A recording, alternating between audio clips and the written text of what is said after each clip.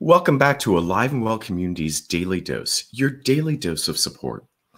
Now, if you're like me, during this time of social distancing, as we seem to be stuck inside and in our homes, you may not be quite as productive as you may like. And so today we're going to learn about a method for getting organized and getting tasks accomplished with our special guest today, who is Ahad, as he teaches us about Kanban. Now, Ahad, can you kind of give us a brief introduction to what Kanban is? Yeah, absolutely. So my name is Ahad Hosseini, and I'm a principal consultant with Slalom here in St. Louis. And I would wanting to walk you through a tool that I use every single day to accomplish work both in my professional life as well as my home life. And in order to talk about Kanban, which is kind of the tool that I'm discussing today, I'm going to go back a little bit in history to the 1940s and in Japan. So if we think about we are probably all familiar with the Toyota production motor company, right? Toyota cars, they're everywhere. They're known now to have the most sophisticated, manufacturing techniques that have gone back for decades. At the time, though, they were having a lot of struggling with their inefficiency in their plant. And there's this gentleman by the name of Taiichi Ohno. Now, if I wind you back a little bit more, I got a degree in manufacturing engineering, so I'm super nerdy about kind of history and manufacturing and this kind of thing. So I promise I'll get to the forward part, but let me go back in time for history real quick. So Taiichi Ohno sees, hey, there's a lot of inefficiency in the way that my manufacturing plant's being run right now. So why don't I take some lessons from my life and look at a grocery store, for example? Well, in a grocery store, the shelves are empty. The clerk knows to go pick up some more stuff in the back and put it in the front. When I need to go to my pantry to get more food, I see that my shelves are empty or my fridge is empty. I go to the grocery store to get more food. This is kind of a pull system, right? Where we are pulling towards the thing that we need to do next. So he thought, well, that's a very visual way of thinking about quote unquote work. So what if I were to implement a system similar to that to communicate work between people, but between departments, between different areas within it? So he came up with the Kanban, or the little card. Kanban means little card in Japanese. And so, long story short, plus wind 70 years, Kanban is used, radically well in all the different, manufacturing plants and environments. I've been to 70 plants myself, and I've seen them everywhere. But more, presently, it's actually used in software development for technology companies. It's used every day in almost every software company on the planet. And it's something that I use in my work life as a consultant, both from a technology perspective, but it's also to organize my daily tasks. So Kanban, it is the little card is the analogy. And so today, what I'm going to do is I'm going to walk you through kind of how to set up a Kanban board in your own house. Very simple, and I'm going to walk you through some of the kind of the practices that we use to get our thoughts out into little stickies, and then kind of the ceremonies on how we practice this and what it's used for. So the first kind of step is all you really need from an ingredients or supplies perspective is stickies, right? So we got these little Post-it notes. You can also use index cards. That's fine. Also, even a whiteboard will work. If you have a whiteboard in your house somewhere, you can use whiteboard and and whiteboard erase markers. I like to use stickies, Sharpies, and it's important to me to use a fatter pen, and I'll explain why. Using a bigger pen is so that you don't put too much on a single card. It's one thought per sticky, one thought per card, right? And then I'm kind of fancy. I like to have the big stickies for my column headers, right? And I'll show you how to set it up right now. And then if you want to be extra fancy, to separate your columns, we can use painter's tape. And I'm going to demonstrate how to set one up right now. So first things first, we're going to set up our columns, right? And I'm going to start with 3 simple columns. First column here, and this is going to be called to do. You can call this not done. You can call this Backlog is a term they use in the industry, but it's to do. The second column is doing. What am I doing already? It's also known in the industry as WIP, which is work in progress. And then the third column we're going to use right now is going to be done. What are the things that I have knocked out, completed, right? And then we can use, if you'd like to get fancy, you can be differentiated even more by putting some painter's tape down.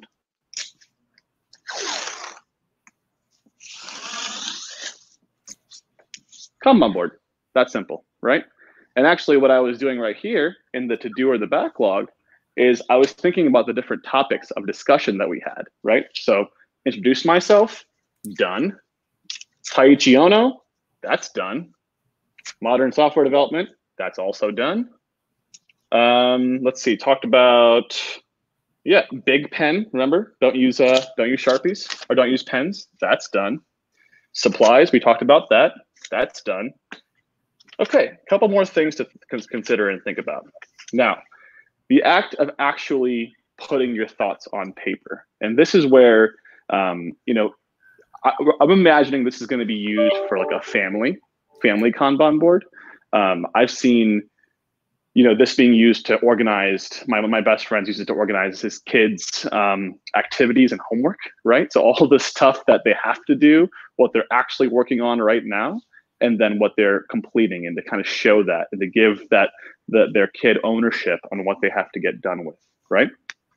So let's think about how we actually put tasks down on paper.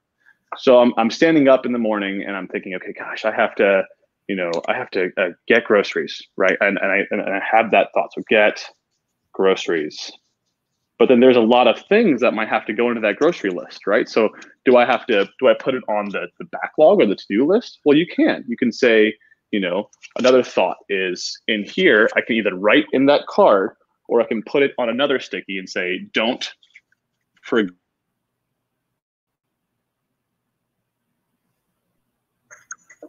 One thing you can do.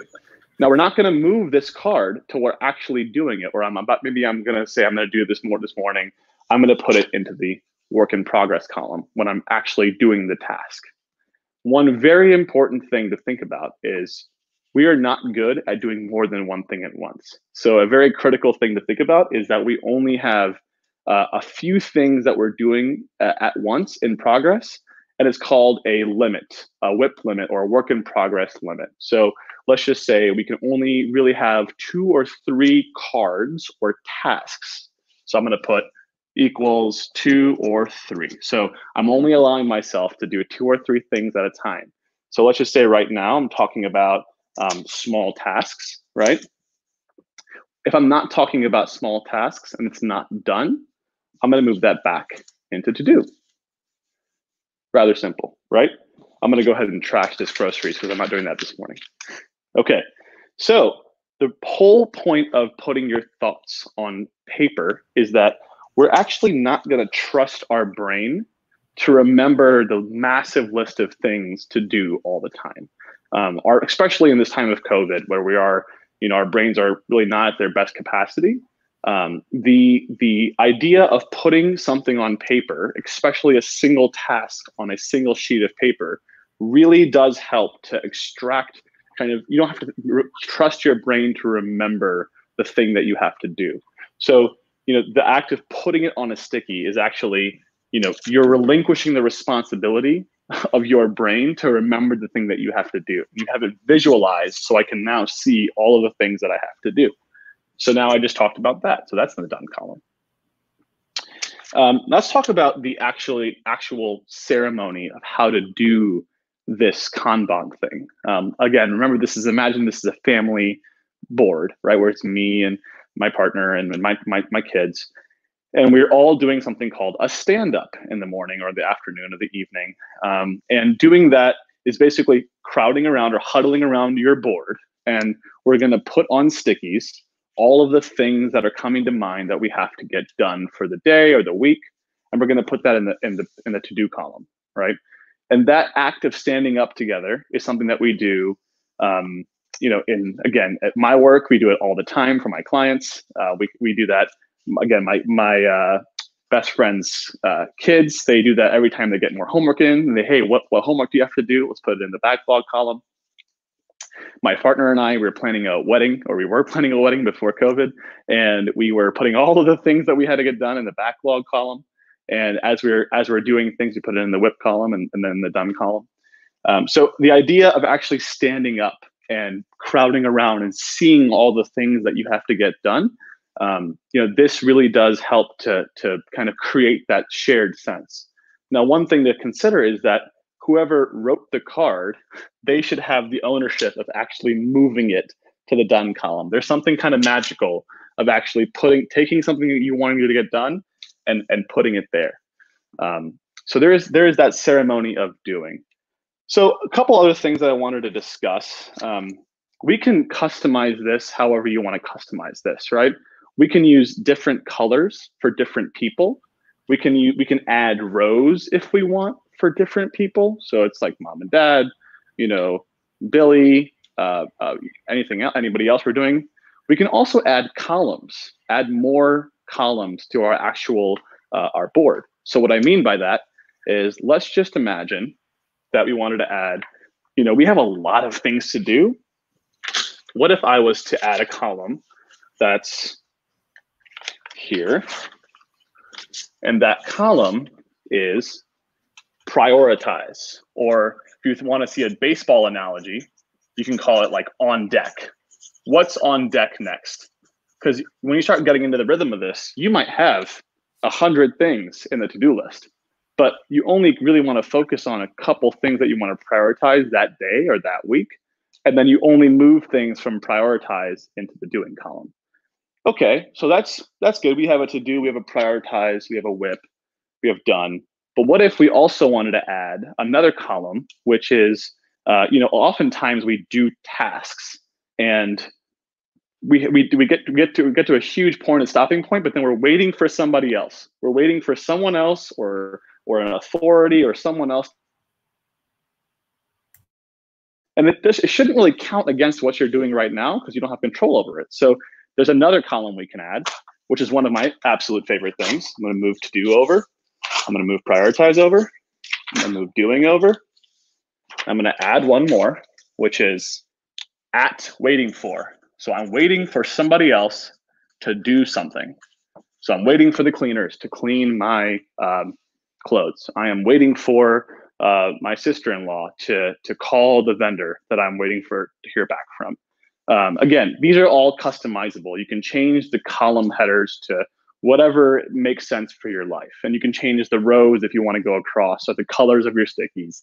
It's a flexible system. The core principle is to just visualize what we're doing. So we talked about adding columns. We talked about small tasks. And we talked about our different categories.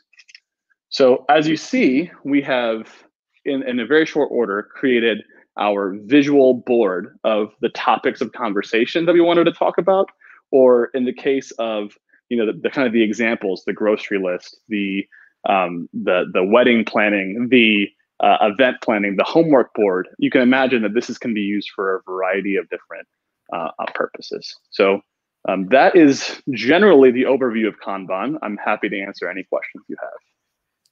Wonderful.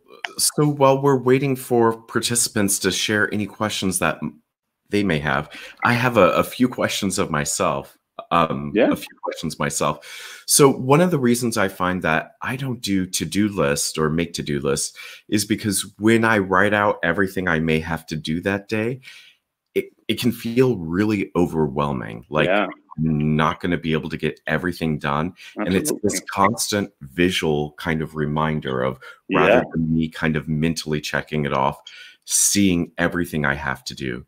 So what might you suggest for someone who could potentially get really easily overwhelmed by all that they have to do? No, very good question. And often a huge reason why writing out a to-do list every day is really overwhelming. I know personally, I've always struggled and continue to struggle with, oh my gosh, I'm overwhelmed. I have so much work to do. Because as we get better at doing more things at home or at work or wherever, the more we get on our plates, right? That's just a circumstance of our lifestyle. So I think the awareness of, just because it's in your backlog, just because it's in the things that we have in the to-do list, doesn't mean that we have the capacity to do them all right now, which is why we use this prioritize column really well. What do I really have to get done today? I know I have 150 things that I really want to do, but what are the things that, looking at my calendar for the next couple of weeks, or looking at some of the deadlines, the bills, whatever is coming up, that's the stuff that goes in this prioritize column. And there's some magic in saying, okay, the things that I really have to accomplish today are going to stay on this prioritize column. And we have to practice the discipline of saying, we can't do everything all the time.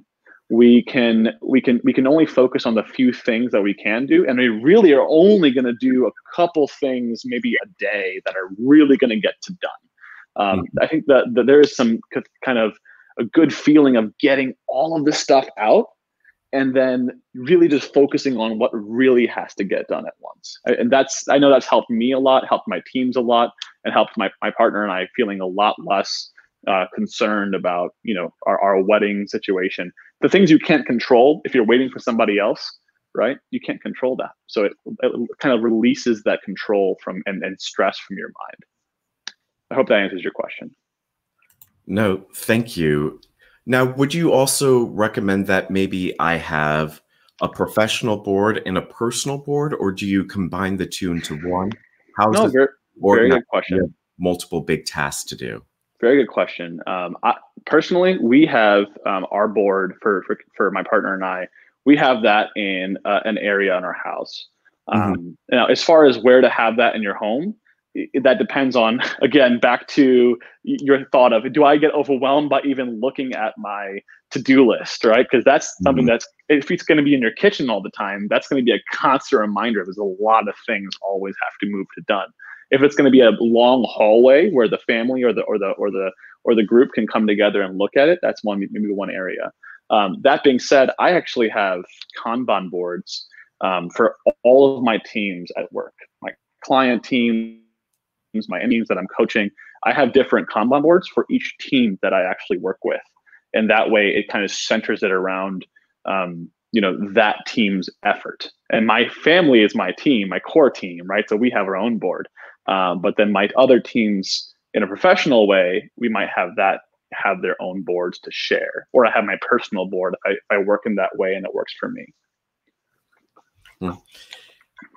I really love the visual of seeing everything you've accomplished. Yeah. How long can you keep stuff in that done pile to help yourself feel like you've been productive that day or that? No, great question. The answer is, it really depends on your tolerance for what you want to see, right?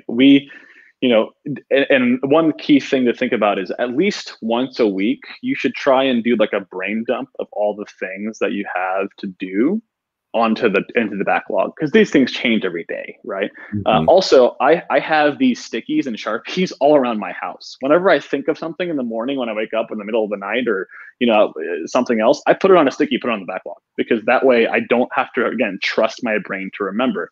Now, as far as how often I groom or I clean off this done column, sometimes I leave cards on there that are big accomplishments longer than others. Right? Like, oh, I didn't even want to see that task anymore, so I'll rip it off. But some things that I'm super proud of, I'm gonna leave on there for a couple of weeks. I'm like, yeah, I got that done. That's great. It really depends on your kind of tolerance, and it gets kind of ridiculous when you have like 100 stickies in the done column and things are flying off the walls and things. But I would say use your best judgment. Now, if we're doing something really big, like a really big task, how do you recommend that we break it down? Do we break it down into like much smaller items, or the bigger task as a whole? So maybe I have a report to do for work, and there are 12 different components to it. Do I put component down as a to-do, or the report as a whole? Really good question. You can get as I would say it depends on how you feel you want to break that work down. I would say that the whole mentality or thought behind this way of working is to break off smaller chunks of work to get things done that you can actually accomplish in not a maybe a huge time horizon, but in a smaller piece of time. So what I mean by that is, if you have a report with 12 different things that you want to get done, is there a way to group 3 of those things together? Or is it really such a massive piece of work that you should just say, hey, they're going to get a different colored sticky. This is going to be a report that's in blue. And everything that's in blue on the board is about that report. And it's 12 different little cards. And when all 12 of these cards are in the done column, then I know it's complete. Or maybe I want to use a giant sticky, right? That's the report. And I have 12 individual tasks on this thing, and I move those 12 tasks off this thing and into the done column. Again, it's flexible, it's creative, it's however you want to use this thing. But I think the question is really good. And how can I move little pieces of work to the done column? How can I break it down sufficiently enough so that I know I'm actually making progress and I just don't have report in the doing column that makes me anxious every time I look at it? And I know you talked a lot about really putting tasks up there, but could this also be used for something like goals I have to accomplish? Like if I'm trying to accomplish maybe something like increase my well-being or reducing my anxiety, like if I have like bigger kind of goals, could I also use this kind of system and methodology for how to support me accomplishing my goals as well? That's a good question. I would say yes, yes, and right. Yes, you can, of course, use a Kanban board to do those things. But I would say, reduce my anxiety is a massive amount of effort that might go into that. There's a lot of pieces about self-care and about awareness that have to build into something like that. So if you are going to use it for your goals, I would kind of think about the individual things that need to happen to actually accomplish those goals. So if it's, today I'm going to go on, or this week, I'm going to make sure I'm going to go on a walk every single day. So I might have, in the doing column, walk every day this week here for 30 minutes in the morning, meditate, do something that I do, whatever that might be. Because I think if we start to say our goals of whatever they might be, they can be really big. They can be kind of big, hairy things to accomplish. And you might get overwhelmed by the fact that we're not making work or progress on these big, hairy goals. But if we break it down into smaller pieces, I think that will actually help with that. So kind of like things that are in my control that I can do to reach my goals. Exactly. Wonderful. I really think this is kind of useful, not just as a to-do list and way to get organized, but thinking about how we can accomplish our dreams and make our dreams from something that feels unreachable to something that feels manageable, that we can accomplish and achieve. So wonderful. I really appreciate all of this. Is there anything else, any other tricks that you've learned along the way from using this both professionally and personally that may help us kind of get started and really be successful in using this methodology? Yeah, no, good question. I would say, trust that this is a process that's going to continue to get better over time, and that there's no right way to do the thing. I mean, there are some recommended practices and there's a ton of resources online available. I'm certainly not the originator of this stuff, and there's a lot of resources for people that have used it both professionally and personally. But I think the whole mentality behind it is, we want to get our thoughts onto paper or off of our brain and into something else that we can translate. And then from there, just trust that this is a process that we're going to keep getting better on week over week over week. It's a practice, right? We're not going to get it 100% right the first time, and might cause us some feelings. But as we practice the muscle of moving things over and actually seeing what it is and getting that feeling of work or whatever you want tasks accomplished, I think that's where the muscle of doing this kind of gets built. And as we get started, what happens if we feel like, oh no, everyone else in my household may see either how successful I've been or how unsuccessful I've been? Is there a way that we can maybe do it on maybe a piece of paper initially as we get more comfortable with the process? So good question. I think part of that is, creating systems of accountability or of seeing, hey, I might be successful or unsuccessful. Those are part of healthy structures within a family or a team, right? And I think you'll be surprised to find that oftentimes everyone is struggling with not feeling like they're doing enough, right, around the house or on a team. And that's kind of a shared feeling. I think having it out in the open is something that's a bit more. But that being said, if you're really looking at doing a private kind of way to do it, a piece of paper could work with smaller stickies. I think having a lot of space, like on a whiteboard or another area, or a large poster board that you could fold up, is one thing. There are also a lot of digital tools. I'm a huge advocate for the physical, so you don't just let it sit in a tab or a browser somewhere else and forget about it. But there are so many digital online tools available for this. There's Trello, there's Planner, there's a dozen and a half tools that I'm sure that are, and many of them are free actually. So certainly can use other systems if you don't want to have it for your entire family first. Yeah. I think that brings up a really great point about kind of humanizing this process, that we all wish we were, more successful in accomplishing those tangible goals, right? Sure. But really humanizing the process of, sometimes these tasks are hard or overwhelming, and helps to set kind of realistic expectations then. Yeah, absolutely. There's something to be said about, getting it on paper and saying that, hey, I don't have the capacity or energy or wherewithal to do this thing right now, because this takes an emotional toll for me to call this vendor or whatever it is. So I'm going to do it when I have, I've had my cup of coffee in the morning tomorrow at 9 a.m. or something, right? It just helps to give it more, it's kind of the art of stress-free productivity. You want to kind of just be able to use it as a way to move through the world in a more, what we would call, agile way. Wonderful. Well, Ahad, thank you so very much for sharing this wonderful method with us.